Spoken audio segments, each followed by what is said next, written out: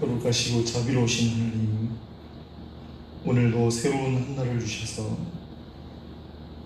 저희들이 하나님을 찬양하게 하시고, 또한 이 새벽을 구별하여 하나님 앞에 예배로 드릴 수 있도록 귀한 마음과 건강 주셔서 감사합니다. 우리의 모든 마음과 우리의 뜻을 다하여 드리는 이 새벽의 예배들을 하나님께서 기쁘게 여기시고 받아주시기를 원하고, 하나님의 은혜와 영광이 오늘 한날 온 우리에 찬란하게 빛나기를 소망합니다. 우리 주 예수님의 이름 받들어 기도드리옵나이다. 아멘.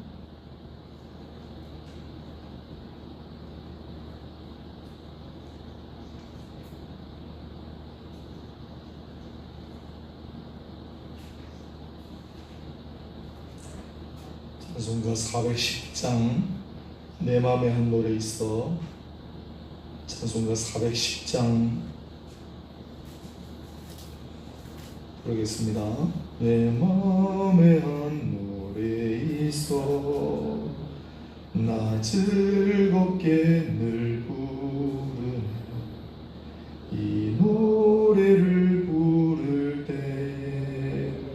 때엔 큰 평화 임하도다. 평화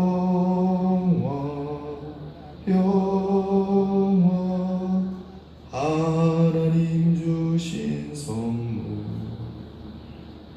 그 놀라운 주의 평화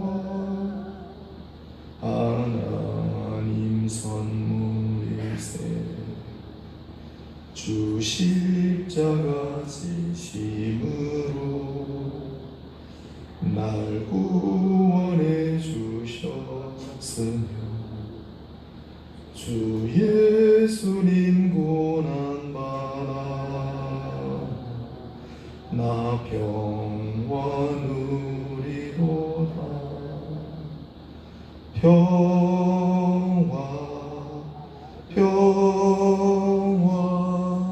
하나님 주신 선물,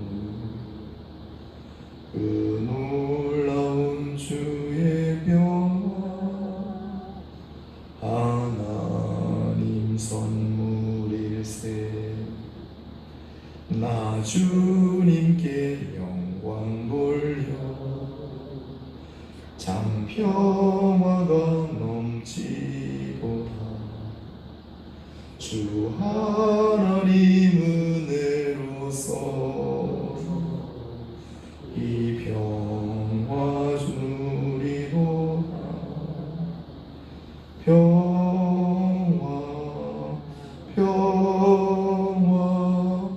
하나님 주신 선물, 그 놀라운 주의 평화 하나님 선물일세. 이 평화를 얻으려고 주 앞으로 나아갈 때, 주 예수님 우리에게 이 평화 주시도다.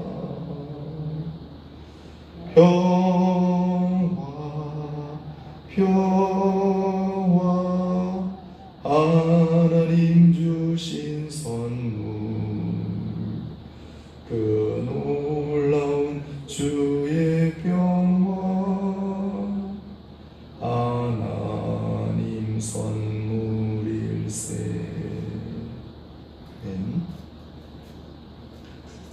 하나님 말씀은 로마서 13장 1절로 7절 말씀 함께 보겠습니다. 로마서 13장 1절로 7절입니다. 257면 로마서 13장 1절로 7절 공독하겠습니다. 각 사람은 위에 있는 권세들에게 복종하라. 권세는 하나님으로부터 나지 않음이 없나니 모든 권세는 다 하나님께서 정하신 바라. 그러므로 권세를 거스르는 자는 하나님의 명을 거스르니 거스르는 자들은 심판을 자취하리라. 다스리는 자들은 선한 일에 대하여 두려움이 되지 않고 악한 일에 대하여 두나니 네가 권세를 두려워하지 아니하려느냐? 선을 행하라 그리하면 그에게 칭찬을 받으리라. 그는 하나님의 사역자가 되어 네게 선을 베푸는 자니라.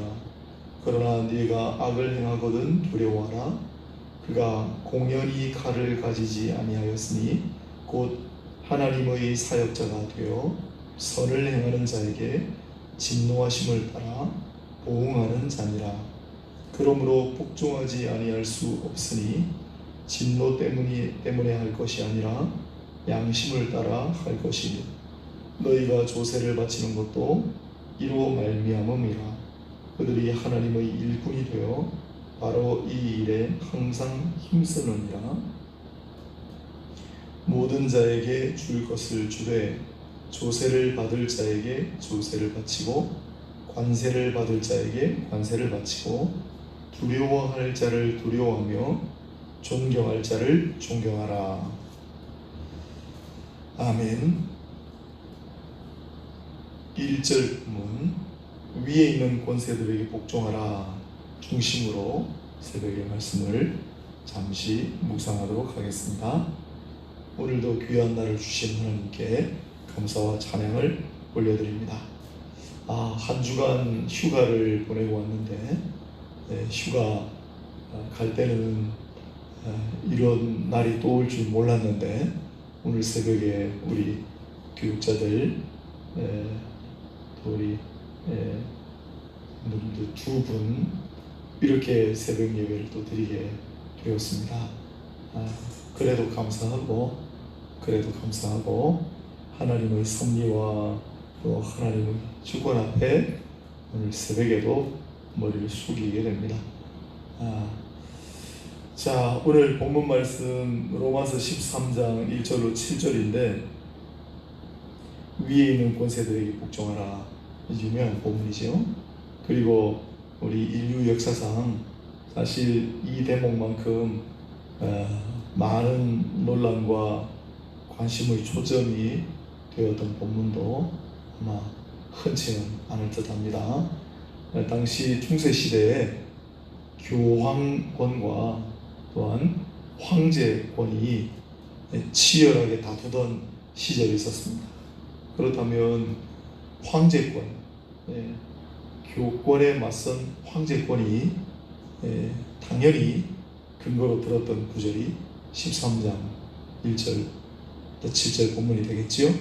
그와 같이 세상 권력과 또한 교회권이 서로 항상 다툴 때 항상 논쟁의 초점이 되었던 그런 본문입니다만, 그러나 오늘 우리가 로마서 13장 이 말씀을 대할 때 이걸 일반화시키고 표준화시킬 수도 있지만, 그러나 성경은 항상 문맥에서 그 시대의 환경을, 상황을 또한 잘 성찰해야 하기 때문에 왜 오늘 이 본문이 등장했는가를 먼저 한번 생각해 보도록 하겠습니다.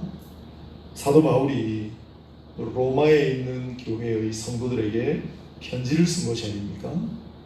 그렇다면 편지를 쓰게 된 계기가 있었을 겁니다. 아마도 로마에 있는 교회, 자생하는 교회죠. 바울이 가서 복음을 전한 바가 없고 복음을 들었던 많은 사람들이 그 중에 일부가 그 당시의 세계의 중심입니다. 로마 세상의 중심이라고 여기던 로마에 가서 복음을 전하는 일단의 무리들이 있었고, 그 복음을 받아들인 또 사람들이 생겼고, 그래서 자생적으로 탄생한 교회가 로마 교회였습니다.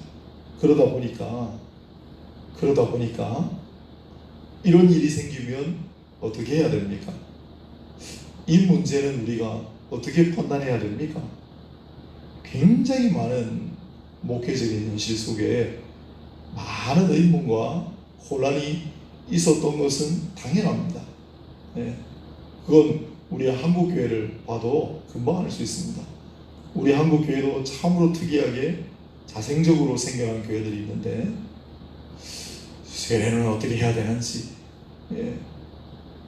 목사님이 오셔서 세례를 베풀어야 되는지, 그렇지 않은 경우에는 우리들끼리 세례를 해도 되는 것인지, 이런 경우에는 어떻게 하는지 많은 의문이 있었죠. 마찬가지 그 당시 로마도 그랬던 그것은 너무나 당연하다고 생각이 들고, 그래서 물어 인편으로 질문을 했을 때 바울이 거기에 대한 목회적인 대답을 내놓은 게 로마서다. 일단 로마서 1차 집필 배경이 그렇지 않습니까? 그래서 그런 관점으로 바라볼 때 사실 로마 교회의 성도들은 굉장히 특이한 그런 상황 속에 놓여 있었습니다. 왜냐하면 로마 황제라고 하는 세속 권력의 중심이 딱 다스리고 차지하는 한복판이 로마였기 때문에 그렇습니다. 이 당시에 로마를 다스리던 황제가 누구였냐면 네로 황제예요. 네로 황제.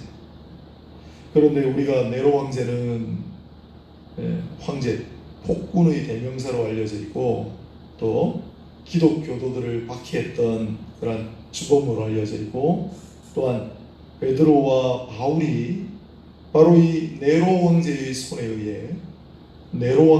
의해 순교를 당하게 됩니다.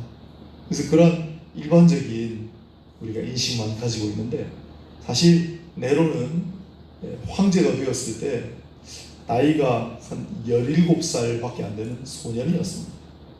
그리고 실제로 국정은 세네카라고 하는 로마 시대를 통틀어도 거의 최고의 현자 중의 한 사람이었어요. 그 세네카라고 하는 사람이 어린 소년 황제를 도와 국정을 다스리던 그러한 시점입니다. 네로가 황제가 되고 난 다음에 3년쯤 지나 로마서의 집필 시기를 보통 서기 57년이라고 보니까 어린 황제 네로가 황제가 되고 난 다음에 한 3년 정도 지났던 그런 시점에, 그때는 아직 네로가 폭군의 진면목을 드러내기 전입니다. 오히려 세네카의 조언을, 또한 관료들의 조언을 들어서 오히려 극단적인 사형을 철폐하고, 또 그 당시 로마인들이 좋아했던 경기 있지 않습니까? 원형 경기장에 짐승과 서로 싸우게 하고, 서로 검투사들끼리 싸우기 위해서 사람 목숨을 막 취하는 것을 즐겨했던 그런 경기도 금지하고, 비밀 재판, 밀고 이런 것들을 전부 포용하고 없애고, 그런 나름대로의 선정을 베풀던 시기예요. 그래서 바울도 소식통을 통해 그런 사실들을 다 듣고 있죠. 그렇기 때문에 이런 본문이 탄생한 거다. 그래서 이걸 무조건 일반화시키고 표준화시키기에 앞서 이 본문이 어떻게 맥락 가운데 탄생했고, 그러한 상황은 어떤 상황이었는가를 아는 것이 중요하다는 거예요. 그래서 오늘 본문에 보니까 위에 있는 권세들에게 복종하라 라고 나오잖아요. 위에 있는 권세들에게 복종하라. 보통 우리가 정부, 국가라고 할까요? 국가나 정부는 두 가지의 중요한 표준 기반이 있어야 됩니다. 그게 뭐냐면 합법성과 정통성이라고 하는 건데, 합법성을 갖추고 정통성을 갖춘, 정당성을 갖춘 그런 정부 권력에는 우리가 일단 시민으로서 복종할 권리가 있다. 복종할 의무가 있다. 이렇게 보셔야 됩니다. 그 당시에 로마, 그 당시에 네로 황제는 적어도 아직까지는 패역한 군주의 모습을 드러내기 전에 여담이지만, 그러면 언제부터 네로가 이상해졌는가? 자기의 어머니를 죽이던 시점부터, 자기 어머니를 죽이는 시점부터 해서 그 뒤는 고삐 불린 망아지 브레이크가 파열된 기차같이 폭주를 했습니다만은 뒤에, 그러나 아직까지는. 그래서 그런 질문을 요청해 왔을 때 로마 교회 성도들이, 우리가 이 로마 황제의 말을 들어야 됩니까? 이 로마 권력에 우리가 복종해야 됩니까? 우리는 하나님 나라를 살아가는 시민이고, 그렇죠? 우리는 영원한 지존하신 하나님의 성도들인데, 우리가 이 로마 황제의 권력에 복종하고 로마 권력에 우리가 순종하는 것이 가합니까? 라고 물어본 거예요. 그때 바울이 이제 이렇게 대답을 하는 겁니다. 근거를 내세우는 게 있습니다. 첫째가 모든 권세는 하나님으로부터 비롯된다. 여러분, 권위라고 하는 것, 권력이라고 하는 것, 권세라고 하는 건 어디서 왔을까요? 우리가 그냥 너무나 당연한 거기 때문에 정부는 권력을 갖는다, 국가는 권력을 갖는다, 권세가 있다, 너무나 당연하게 여기기 때문에 권세, 권력, 권위 이런 것들을 당연히 있는 것처럼 여길 수가 있지만, 그러나 원래 그 권세나 권위와 권력이라고 하는 것은 하나님으로부터 기반했다라는 거, 그걸 바울이 이야기합니다. 권세와 권력과 권위가 어디서부터 기인했는가를 생각하라. 그건 절대 권력을 가지신, 절대 주권을 가지신 하나님으로부터 기인한 거예요. 그렇기 때문에 만약에 이 정부가, 이 국가가 권력을 가지고 있다, 그것은 하나님으로부터 기인한 거예요. 하나님의 절대 주권이라는 게 없으면 세상 권력도 없는 거예요. 그런 관점으로 바라보라는 거예요. 그런 관점으로 바라봐서 세상 권력에도 하나님의 권력을 생각하며, 그래서 복종하라 하는 게 첫 번째. 두 번째는 뒤에 쭉 나옵니다마는,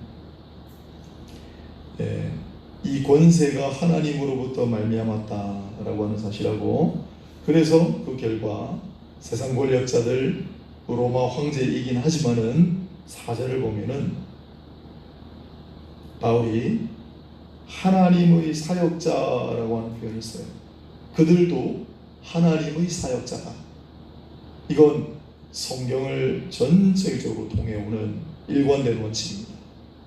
우리 앞부분에 바로, 애굽의 바로를 향하여 하나님께서 뭐라고 말씀하셨냐면, 내가 너를 군주로 세워 많은 사람들을 옳은 대로 돌아오게 하기 위하여라는 표현이 나옵니다. 바로가 그렇죠. 바벨론의 느부갓네살 왕을 하나님께서 쓰셨어요. 심지어 고레스, 페르시아의 고레스는 나타나기도 전에 이사야서를 통해 예언하셨고, 그리고 나의 종이라고 말씀하셨어요. 그러니 바로와 느부갓네살, 고레스 예를 살펴볼 때 이 로마 황제, 로마의 권력자도 결국 그도 하나님의 사역자다라는 표현이 통용이 되는 겁니다. 그 다음에 6절에도 보면 그들이 하나님의 일꾼이 되어, 하나님의 사역자, 하나님의 일꾼, 다 같은 계열의 개념이죠. 그러니까 그들의 권세는 하나님으로부터 말미암았고, 그리고 그들 또한 하나님의 사역자, 하나님의 일꾼으로 여기고 그들에게 복종하는, 다 하나님과의 관이 있는 겁니다. 사도 베드로는 복음서를, 성경을 얼마 남기지 않았기 때문에 우리 베드로전서 몇 가지밖에 없는데, 베드로전서 2장 13절부터 17절까지 16절 정도에 보면 우리가 하나님의 종으로 제일 뒤에 보면 왕들을 공경하라 이렇게 되어 있습니다. 우리는 하나님의 종들이기 때문에 왕들을 공경하는 거예요. 하나님의 종들이기 때문에 국가 권력을 우리가 인정하는 거예요. 그 원칙을 잘 기억하시오. 그래서 그들도 하나님께로부터 말미암은 권세요, 그들도 하나님의 일꾼이요 하나님의 사역자이기 때문에 우리가 그들에게 복종해야 한다. 바울이 답을 한 거예요. 또한 이제 각 사역적인, 기능적인 측면에서 볼 때 그들이 무슨 하나님의 사역과 무슨 하나님의 일을 합니까? 대행합니까? 두 가지를 드러났습니다. 첫째는 선악을 행하는 일에 있어 선을 행하는 자는 칭찬, 상급을 주고, 악을 행하는 자는 보응, 심판을 대행하는 일을 맡은 사람들이에요. 그렇기 때문에 바울이 로마 교회 성도들에게 편지를 씁니다. 여러분들이 선을 행하는 한, 양심에 거리낌이 없는 일들을 행하는 한은 그들을 전혀 두려워할 필요가 없습니다. 그러나 만일 여러분들이 악을 행한다면, 여러분들이 양심에 거리끼는 일을 행한다면 마땅히 그들을 두려워해야 할 것입니다. 왜냐하면 그러한 악행을 심판하는 도구로 하나님께서 세우셨기 때문에. 간단하죠? 예. 그 다음에 두 번째, 조세. 너희가 그래서 조세 공세를 낼 것은 내라. 그렇게 받은 것은 국가 권력이 사실은 국민의 복지와 요즘 말로 한다면 공공재, 환경이라든지 이런 건 사기업이나 일반 개인에게 맡겨놓으면 아무도 그거 돌보지 않습니다. 왜? 공공재, 환경과 같은 공공재는 거기 투자를 하면 할수록 계속 손해가 납니다. 아니, 이윤이 안 나는 이윤이 뭡니까? 계속 하면 할수록 막대한 손해를 보는 그런 사업을 누가 하겠어요? 그건 국가밖에 감당할 길이 없는 거예요. 그래서 국민복지라든지 공공재라든지 이런 일들을 감당하는 일을 국가가 합니다. 그렇기 때문에 조세, 세금이 필요한 거죠. 그래서 조세를 바치고 관세를 바치라 그렇게 얘기하는 거죠. 그렇기 때문에 일단의 무리들이 이런 생각을 했을지도 몰라요. 이제 우리는 하나님 나라의 백성이고 진정한 권력은 하나님께만 있고, 그래서 우리는 하나님의 명령에만 순종하고 하나님 나라의 권력, 권위에만 우리는 복종한다. 그래서 세상의 권력은 우리는 이제 복종하지 않아. 네. 세상의 심판, 통치 행위는 우리는 거부한다. 우리는 조세도 세금도 납부하지 않겠다. 그렇게 하지 말라는 네. 바울의 답변이었어. 우리는 이걸 조금 일반화시킨다면 이 세상을 살아가는 가운데 좀 어려운 표현으로 종말론적인 긴장 속에 살아간다 그럽니다. 우리는 궁극적으로는 하나님 나라, 하나님 나라의 시민으로 살아갑니다. 그러나 이 땅에 있는 동안에는 세상에 세워진 국가 권력, 세상의 나라 속에 살아갈 수밖에 없고, 우리는 잠시 이 땅에 머물고 가는 나그네지만 이 땅에 세워진 하나님 나라의 대리 통치 이후로도 잠정적으로 세워집니다. 그렇지만 우리가 이 땅 가운데 살아가는 동안에는 복종하고 함께 어울려 살아갈 수밖에 없다. 그걸 종말론적인 긴장이라고 해요. 우리는 끊임없는 종말론적인 긴장 속에 살아갑니다. 그 사실을 잘 이해를 하고, 그래서 바울은 이 로마 교회 성도들에게 이렇게 답변을 했습니다. 아직은 로마 황제가 당시 로마 황제가 선정을 베풀고 국가 권력을 오용하거나 남용하는 그런 모습을 보이기 전이에요. 자, 그런데 이 바울이 로마서 서신을 쓰고 불과 얼마 있다가 한 57년, 한 2, 3년만 있으면 이제 조금 나이가 성년이 된 네로가 자기 권력을 강화하기 위해 측근들을 치고 어머니까지 죽이고 온갖 폐역한 일을 저지르고 국가를 완전히 뒤집어 놓습니다. 베드로와 바울도 극심한 고초를 당하게 되죠. 그런 과정 가운데 그러면 이 국가 권력이 정상적인 기능을 수행하지 아니하고 하나님께로부터 위임받은 그 권한이 폭주할 때는 어떻게 할 것인가를 로마서는 담고 있지 않습니다. 그건 또 다른 서신들, 베드로서라든지 특히 요한계시록을 참고하셔야 돼요. 그래서 성경은 전체적으로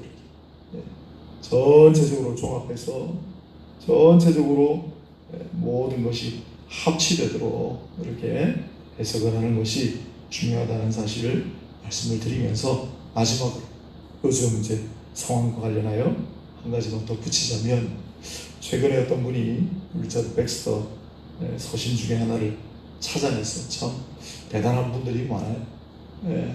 그래서 우리가 늘 보는 목회 서신, 목회적인 관점에서 기록한 책인데 거기 그런 내용이 있더라고요. 만약에 국가에서 감염병이라든지 이런 것들 때문에 교회를 조금 잠시 폐쇄하도록 요청을 한 그런 경우는 우리가 거기에 복종을 해야 됩니까? 라고 물어봤어요. 그때 우리 신앙의 선배님이 뭐라고 대답했냐면, 더 큰 것을 얻기 위하여 이웃 사랑하는 그러한 것을 우리가 마땅히 실천하고 나아가는 것이 가다고 생각합니다. 답을 적어놨더라고요.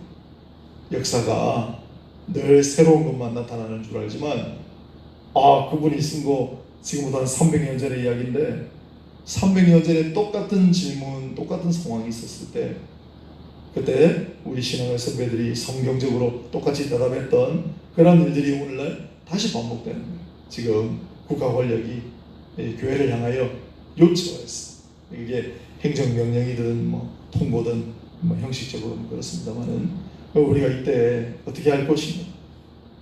그러나 다시 한번 강조하지만 우리가 오늘 또 이렇게 새벽에 교인들 없이 이렇게 영상 예배를 드리게 된 것은 국가가 무조건 명령했기 때문에 또 어느 기관 외부 단체가 결정했기 때문에가 아니라 우리 자발적인 목적, 이웃 사랑의 표현, 하나님의 영광, 교회의 건덕을 위하여 우리가 결정한 것이다. 그 사실을 잘 이해하시고 오늘 한날도 우리가 이 세상에 잠시 나그네와 같이 살아갑니다. 하지만 이 세상 살아가는 동안에 또한 하나님의 영광을 위하여 또한 하나님께로부터 말미암은 것들을 생각하면서 하나님의 종으로 또 이 세상과 잘 협력하여 하나님의 영광을 나타내고 교회의 덕을 드러내고 우리의 삶 속에서도 믿는 자와 믿지 않는 자들에게 귀한 표본이 되는 그런 삶을 살아가시기를 주님의 이름으로 축원하고 축복합니다. 기도하겠습니다. 하나님 아버지, 2000년 전에 로마 교회 성도들이 맞닥뜨렸던 상황은 또 종교개혁 시대에 우리 신앙의 선진들이 맞닥뜨린 상황과 본질적으로 다르지 아니하였고 또한 오늘 이 시점에서 우리가 맞이하는 상황과 크게 다르지 않다는 사실을 오늘 생각합니다. 또한 바울 사도를 통하여 우리가 이러한 시점에서 어떻게 살아가야 할 것인가, 어떻게 행동해야 할 것인가, 어떻게 대처해야 할 것인가를 성경적으로 보여주셨기 때문에 우리가 생각하고 판단하는 모든 것들이 늘 성경적인 관점이 되게 하여 주시고 늘 하나님의 말씀에 입각하여 생각하고 판단하고 살아가는 우리 모두가 되게 해주시기를 소원합니다. 하나님, 또 이 세상이 코로나 바이러스가 크게 확진됨으로 다시 한번 온통 혼란과 불편의 소용돌이 속에 있습니다. 하나님, 자비와 긍휼을 구하오니 하나님께서 특별히 은총을 더하여 주시고 하나님의 능력으로 이 모든 것들을 다스려 주시기를 소원합니다. 이 세상의 권력자들도 겸손하게 하시고 하나님의 사역자, 하나님의 일꾼으로서 하나님이 주신 권력을, 권위를 대신해서 성실하게 준행할 수 있도록 하나님 다스려 주시고 또한 살아가는 많은 백성들도 그 하나님의 주권을 바라보며 모두가 겸손하고 또 경외하는 마음으로 이 상황 속에서 대처하며 살아갈 수 있도록 하나님이 친히 주원하시고 인도해 주시기를 바랍니다. 오늘 새벽에 또한 함께 예배드리는 모든 자들을 기억하시고 그들의 귀한 마음을 받으시며 하나님께서 하늘의 복으로 이 땅에서의 복으로 채우시고 갚아주시기를 원하옵고 영육 강건하게 하시고 신앙이 더욱 깊어지는 귀한 시간들로 사용하여 주옵소서. 우리의 구주 예수 그리스도 이름 받들어 기도드립니다. 아멘. 자발적으로 기도하시고 오늘 하루를 시작하실 때 주일 예배 시간에도 들어가겠습니다. 다 같이 기도하겠습니다. 하나님 아버지, 새벽에도 하나님 주신 대로 오늘 우리 예전에 있습니다. 오늘날도 하나님께서 이루어주실